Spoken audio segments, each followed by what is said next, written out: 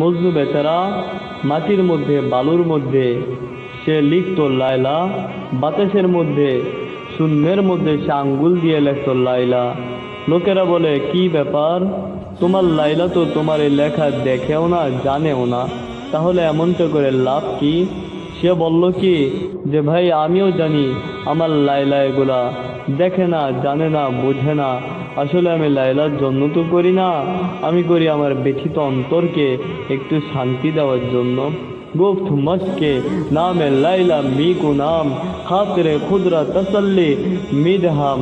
আর মিয়া আমি যখন আমার প্রিয়তমা লাইলার নাম একটু জপি, একটু লিখি, একটু মুখে উচ্চারণ করি, তখন আমার ব্যথিত অন্তরে আমি শান্তি পাই।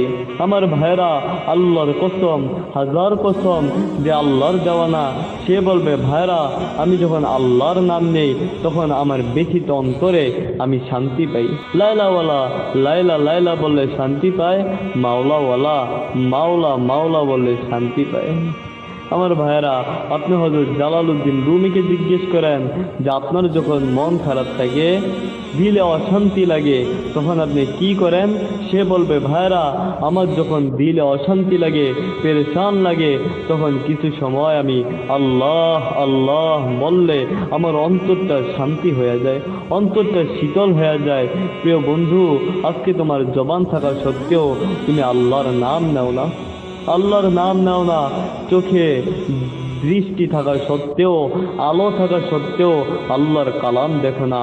পায়ে শক্তি থাকা সত্ত্বেও মসজিদে যাও না, মসজিদে যাও না।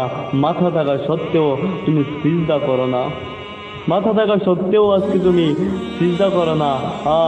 একদিন তো প্রভাতের সূর্য উঠবে, হয়তো সেদিন কথা বলার শক্তি তোমার থাকবে না।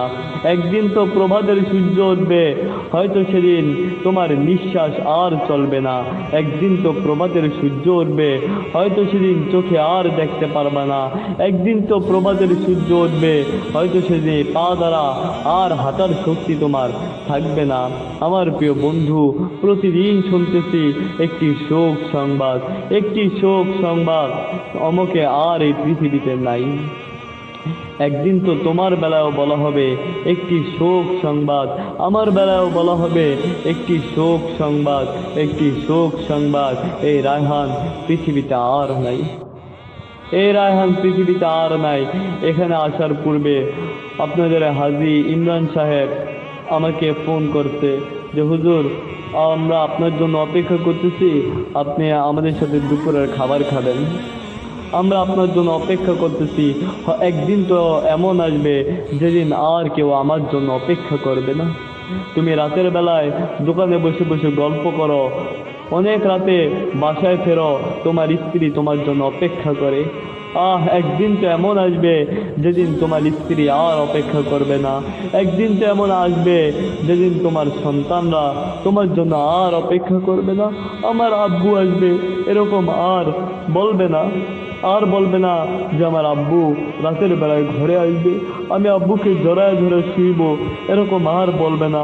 কেউ তোমার জন্য অপেক্ষা করবে না।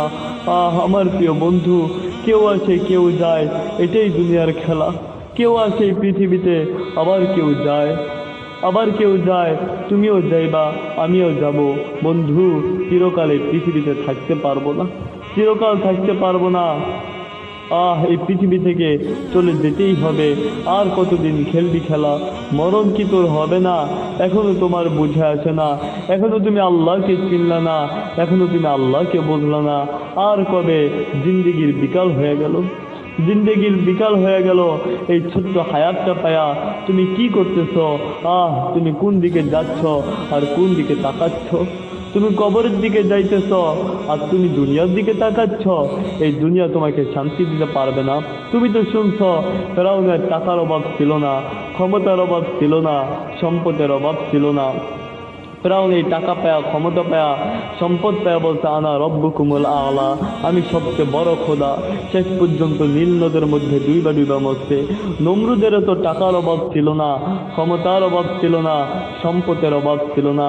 নমরুদ টাকা, ক্ষমতা, সম্পদ পায়া বলছে আনা রব্বুকুমুল আলা, আমি সবচেয়ে বড় খোদা। শেষ পর্যন্ত জুতার বাড়ি খেয়া তারপরে দুনিয়ার জমিন থেকে গেছে। কই নমরুদের টাকা, ক্ষমতা, পয়সা? নমরুদকে তো কামিয়াবি করতে পারলো না। সাদ্দাতেরও তো টাকার অভাব ছিল না, ক্ষমতার অভাব ছিল না, সম্পদের অভাব ছিল না। সাদ্দাত টাকা পায়া, ক্ষমতা পায়া, সম্পদ পায়া আল্লাহর সাথে টক্কর দিছে, বলছে আমি আসমানের মালিকের জান্নাতে যাব না। সাদ্দাত নিজের জান্নাত নিজেই তৈরি করছে। যখন জান্নাতের মধ্যে ঢুকবে তো মালাকুল মউত আজরাইল এসে উপস্থিত হয়ে গেছে। আজরাইল এসা উপস্থিত হয়ে গেছে। আমার প্রিয় বন্ধু, আজরাইল সবার সামনেই আসবে। সবাইকে এই দুনিয়ার থেকে যাইতে হবে। কোটি কোটি টাকা দিয়েও থাকতে পারবা না, তুমি কোটি কোটি টাকার মালিক হইলেও থাকতে পারবা না। প্রিয় বন্ধু, এই দুনিয়ার থেকে যাইতেই হবে। এজন্য আমার ভাই, আমাদের ঢালকানগরের মুহতামিম সাহেব মুফতি জাফর আহমদ সাহেব দামাত বরকাতুহুম বলেন, বন্ধু তুমি বান্দা হয়ে আসছো, বন্ধু হয়ে যাইতে হবে। আল্লাহর বান্দা হয়ে আসছো তো বন্ধু হয়ে যাইতে হবে। আর যদি বন্ধু হয়ে যাইতে পারো তাহলে তো কামিয়াব, বাইতে গেলা। আর যদি আল্লাহর বন্ধু হয়ে না যাইতে পারো, ওই কবর অত ভালো জায়গা না। আল্লাহ পাক রব্বুল ইজ্জাত আমাদের সকলকে আল্লাহর প্রিয় হইয়া, আল্লাহর ওলি হইয়া কবরে যাওয়ার তৌফিক দান করেন।